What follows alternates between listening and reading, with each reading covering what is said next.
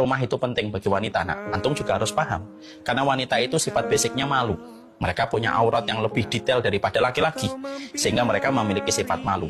Perempuan itu merupakan makhluk yang lemah, harus banyak beristirahat, sehingga rumah itu menjadi tempat istirahatnya.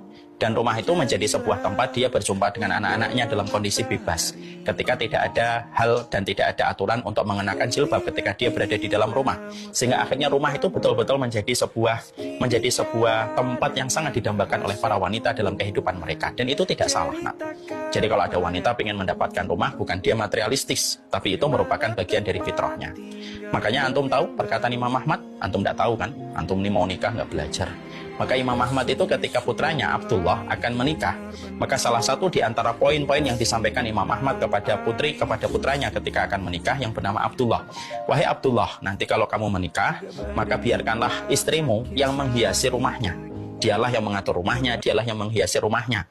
Karena apa? Karena sesungguhnya dia paling banyak di dalam rumah dibandingkan dirimu. Kalau engkau akan banyak di luar rumah, istrimu akan di dalam rumah. Jauh lebih banyak dan lebih sering daripada dirimu. Biarlah dia yang menghiasi rumahmu, dialah dia yang mengatur rumahmu. Kalau kamu intervensi, mengambil haknya untuk mengatur rumah, maka sesungguhnya kamu telah membangunkan singa bangun dari tidurnya. Itu merujuk kepada sebuah faedah, makna. Rumah itu merupakan hal terindah yang dimiliki seorang wanita. Kadang-kadang banyak wanita itu tidak butuh yang besar, tapi setidaknya dia punya tempat, di mana pada tempat itu dia bisa melonggarkan.